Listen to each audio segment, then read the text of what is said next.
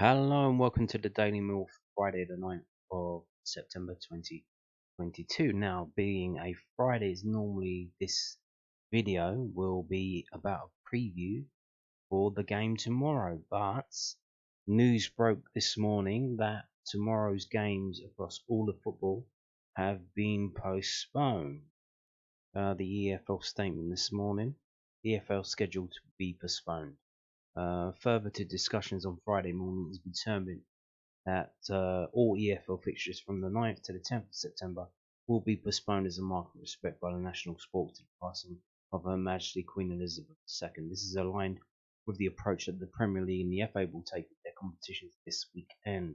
Further information in respect of how football works, clubs and their supporters will commemorate Her Majesty's reign will be confirmed at an appropriate point. Details regarding rearranged games will be announced in due course. And that was following a statement from the FA. This is a story here from the Football Association, the FA.com. Details on football at all levels following the passing of Her Majesty Queen Elizabeth II. Her Majesty the Queen was a long-standing patron of the Football Association and has left a lasting and indelible legacy on our national game. As a mark of respect following the passing of Her Majesty the Queen, English Football is united to postpone all football fixtures between 9 and 11th of September. The FA can confirm that all football fixtures across the Barclays Women's Super League, Barclays Women's Championship, the Vitality Women's FA Cup and the Isuzu FA Trophy will be postponed this weekend.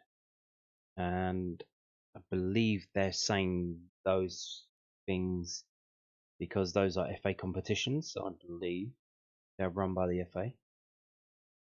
We can also confirm that all football fixtures across the National League system, steps 1 to 6, including the Panorama National Leagues in the Women's Football Pyramid, tiers 3 to 7, and matches across grassroots football in England will be postponed. The Premier League and the EFL have all confirmed that their fixtures this weekend will be rescheduled for a later date. All flags at Wembley Stadium and St George's Park will continue to fly at half-mast over the weekend. Our thoughts remain with our President, His Royal Highness the Duke of Cambridge, and the whole of the royal family during this time.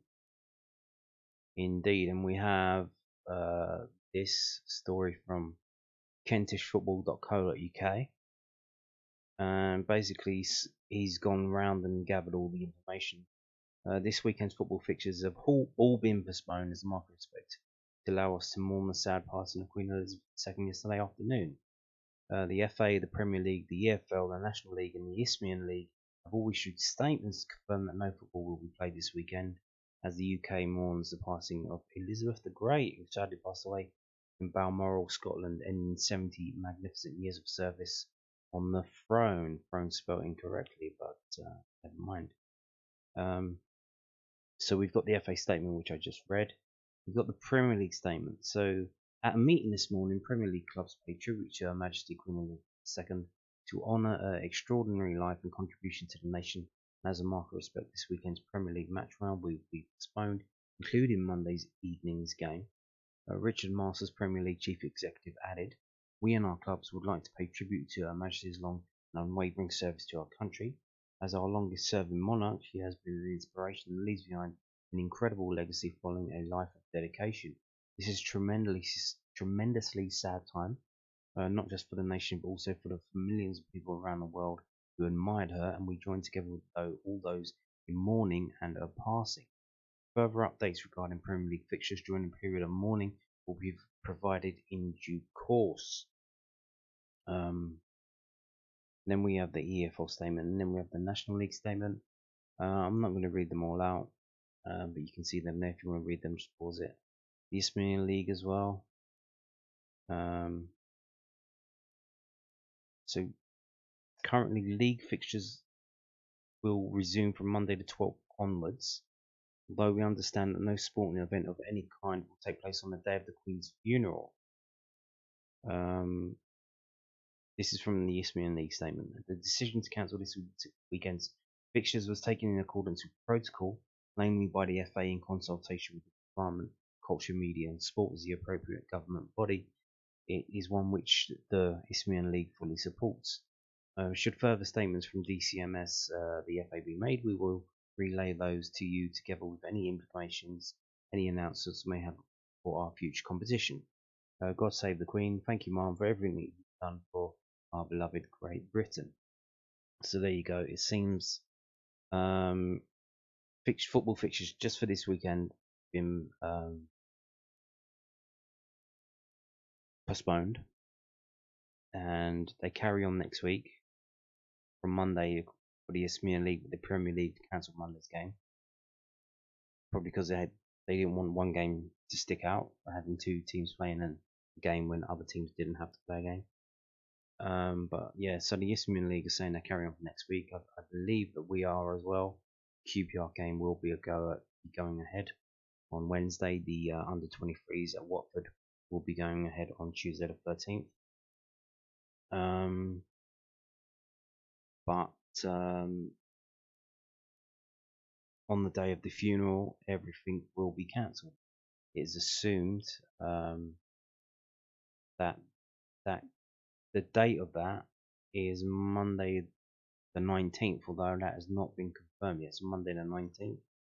I would imagine a lot of things will be cancelled on that day. Maybe shops closed, banks closed, where you work may be closed, especially if you work for a council or a government department or some kind of situation like that. Maybe the Royal Mail will be closed as well. I imagine it's probably too late to have it announced as a bank holiday. I don't know if that's possible, but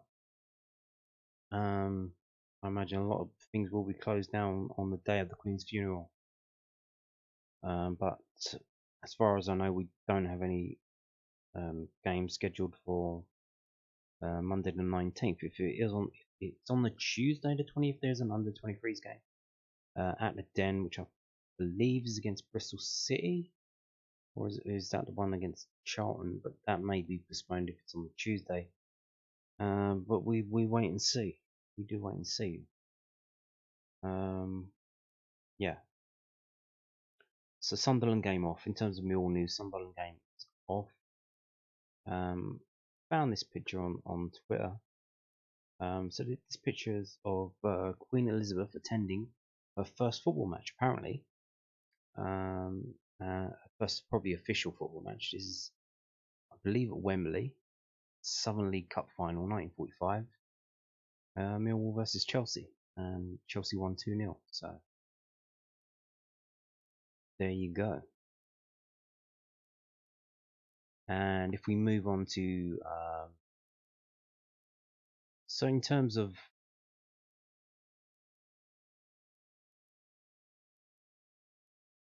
postponing the games, was that the right thing to do? Was that the wrong thing to do? There's minutes silences, that kind of thing. But what is everyone doing? So this is from bbc.co.uk. So the cricket test is carrying on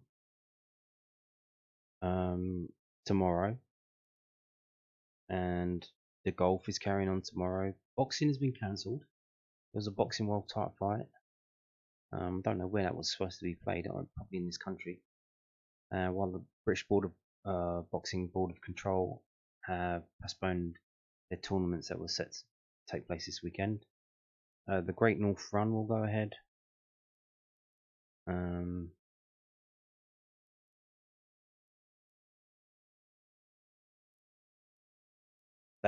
Davis Cup final in Glasgow will go ahead. So yeah, like stuff for next week, I would assume that would go ahead. But here we go. So the government's national warning guidance advised that cancelling fixtures was not obligatory, and they left the decision to the individual sports. And it's quite interesting which sports. I'm not trying to cast any shame or aspersions on it, but it's quite interesting which sports did cancel their events and which didn't. So the horse racing cancelled their event. They cancelled it on the day, on Thursday. The horses were there already, the punters were there already, and they just stopped racing. They just stopped it in the evening racing. They just stopped it after like one or two races. They just stopped it. and they cancelled today's racing and Saturday's racing as well, and they're going to restart on Sunday. So that's 3 days, say 3 days of mourning. So it's interesting that horse racing and football, arguably working class, is horse racing working class? I don't know if it's working class, but it's certainly not middle management, middle class style. Horse racing is like salty earth, like country bumpkin types and posh toffs.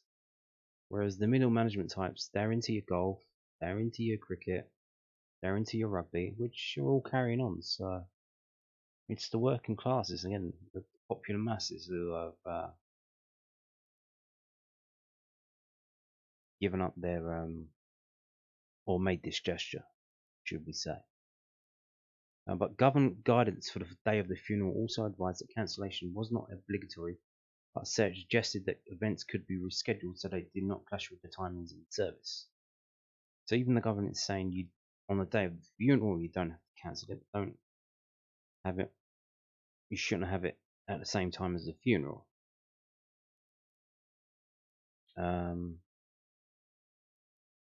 So yeah, and you can see here cricket, golf, and rugby to play on. Which, like I said, I'm not casting these versions, but it's the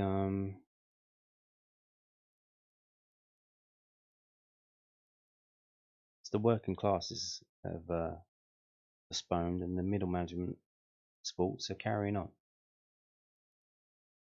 And even in Scotland, Northern Ireland, and Wales as well, the Welsh rugby is off.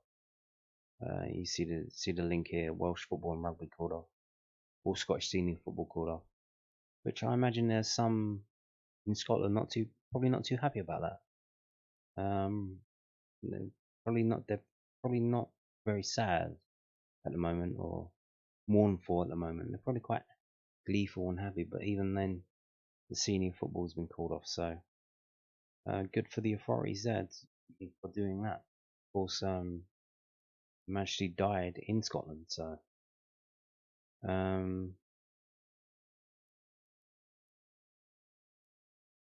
so there you go. Here with the racing, British racing has been cancelled on Saturday, but will resume on Sunday, with the St Ledger being put back until Sunday. Chepstow is also set to go ahead on Sunday, but Muswell's meeting has been called off because the Queen is lying in state in Edinburgh. So there you go. Horse racing and football postponing, but the other places, the other sports carrying on. So let's end today's video with a couple of Millwall stories that are still being pumped out. I'm not sure if the News at Den stories were on a timer, but they put Sunderland previews up after the game was due to be announced. So I don't know if they put them on a timer to be posted and they didn't bother cancelling it. But so this is from London News Online.co.uk anyway. It was just elation at scoring. Millwall boss on Benik Afobe's celebration after opening his goal scoring account this season. Yeah, did you see it? Did you see it? He put his fingers in his ears and run around. Is that good or bad? Do you remember when Bodvarsson scored his one and only goal? He cupped his ears. He cupped his hand to his ears and made a gesture towards the fans. What do we think about this? Is Benik Afobe has got a point? Well, or could you say the Moaners have got a point? I mean, you had a couple of decent chances. How many games does it take you to score? Well, you got 1 in 8 games. And it took until you got dropped from the starting lineup and you came off the bench before you got the goal. So I mean, it's okay sticking your fingers in your ears, but maybe you deserve to be dropped. So Mill boss Gary Rowett is not reading anything to Benik Afobe's goal celebration against Cardiff City. Last season's top scorer put his fingers in his ears after opening his account for the campaign with a well-taken fish in Saturday's 2-0 victory. Afobe, who netted 13 times in all competitions last season, started the last 2 games on the bench. There was a lot of emotion when he scored. He's been desperately wanting to get that first goal of the season, said Rowett. That's always a big thing for the strikers. Bennett is the sort of person, when he's on the pitch, who always wants to try and prove anyone wrong. I've been asked a few times about his lack of goals. I think every time a striker scores, they are validating how good they are as a player. That's how it works. There certainly wasn't anything in the celebration other than at the moment he had the elation of scoring. It just shows what a top scorer he is. It was a great finish. Rowett's subs had an impact with Scott Malone's corner being headed in by Charlie Cresswell. I very nearly started Scotty at left wing back, but sometimes with a new player like Callum Stars, it's better to just chuck them straight into action. Scotty looked like he did in that first season, so much energy and quality going forward. He's another player who I think there's a lot more to come from this season. Healthy competition is absolutely crucial. Shaq's playing right wing back gave us another option along with Danny. People just need to see it as motivation to play better. Indeed, motivation to play better. But let's go back to Benik Afobe. So he scores a goal, and his first thought is to run off to the centre circle, sticking his finger in his ear. So it's obviously been on his mind. It's something that he reads, he watches, he listens to, maybe he sees on social media. He probably shouldn't be on there because if you're in a public position, you will get criticised. You could be the most lovely person in the world doing the most fantastic jobs. There will still be that one or two, maybe even a dozen arseholes who will shit on you because they think it's funny or they just don't like you. So what my worry is, what is he paying attention to that as soon as he scores, he sticks his fingers in his ears? He shouldn't even know that people are upset with him for him to respond to it. Just ignore it. Don't even look at it. Play football, play it well.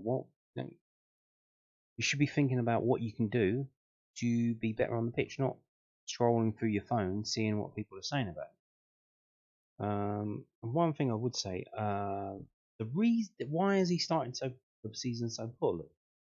Why has that happened? Because like the end of last season, he was on fire. So what's happened? Well, is there some competition anxiety now? In terms of what do I mean by that? Well, the hierarchy was he was the main man in terms of the star man, the star quality. He is Benik Afobe. Everyone knows who Benik Afobe is.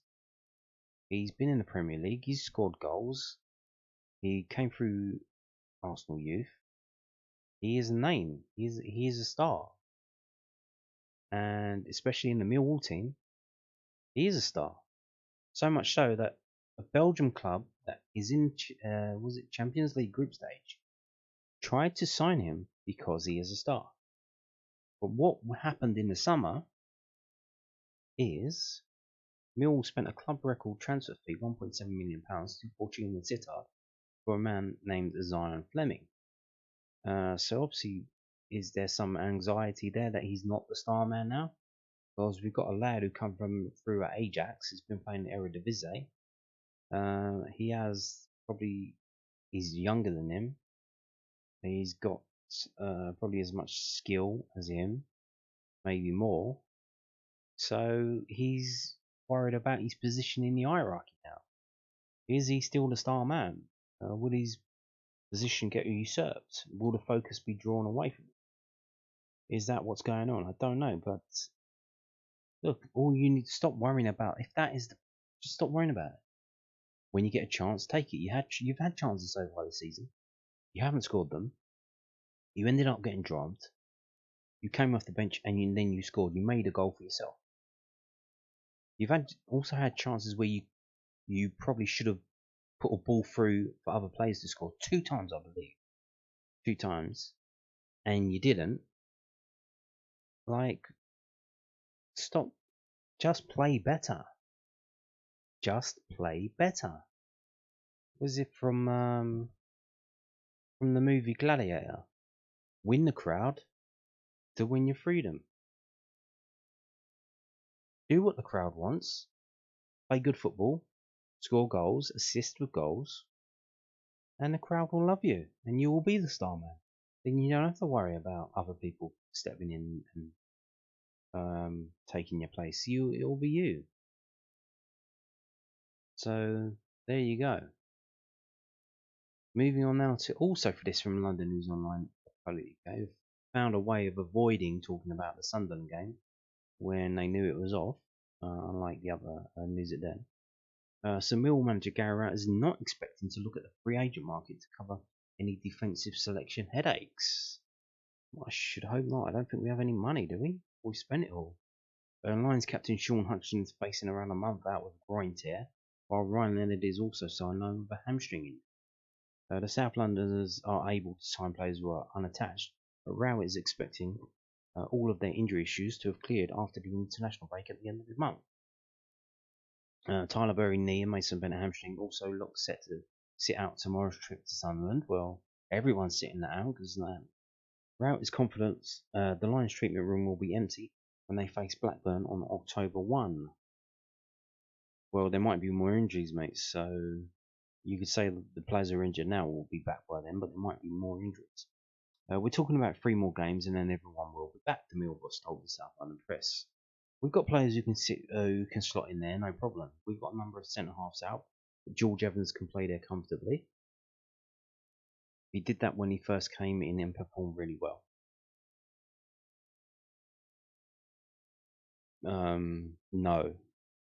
No, just no. He hasn't even played at all. I'm not being funny. If you want him to play centre half, put him in the under 23 games at centre half, please. Give him 90 minutes there. Literally, please do not randomly start him, even against Blackpool, at centre half. I'm sure Danny can go and play as a third centre half because it's almost like playing right back. In the same way that Marlon Romeo did the season before he left, and we ended up shipping out 10 dozen goals in 3 games, including a massive loss to Bristol City. No. This guy will do anything except change formation. He will do anything. He's not even talked about Hayden Muller, who's still at the club. He's playing for under 23s. Holy moly, bro. Holy moly. Not even that, even Kamal Grant. He will do anything except change formation. Like if we only have 3 centre backs, 2 first choice, and like an under 23, he won't switch it to play 2 centre backs, and maybe go 4-4-5-1 or whatever, 4-4-2. He'll stick with his formation. It's not really a huge problem if we were to get another injury and it was a long term. That changes the game a little bit. You only do that looking at free agents when you feel someone is out for a long period of time, because that isn't a brilliant market. There's usually a reason why quite a few players haven't been picked up, whether they are older or maybe they have injury seasons themselves. They haven't played for a long time, and so you're talking 2 or 3 weeks before someone who hasn't been in the squad would get up to speed. We wouldn't dive into that right at this moment. Millwall have not won away since beating Reading 1-0 on March the 5th. They have drawn 5 and lost 5 since then. We need to pass the ball better away than we have been, and we need and have bigger spells of control. I think we will, said Rowett. We need to go out there and play with a little bit of freedom and confidence to see if we can change that. I'm not sure about that. Like I said, I've said this before.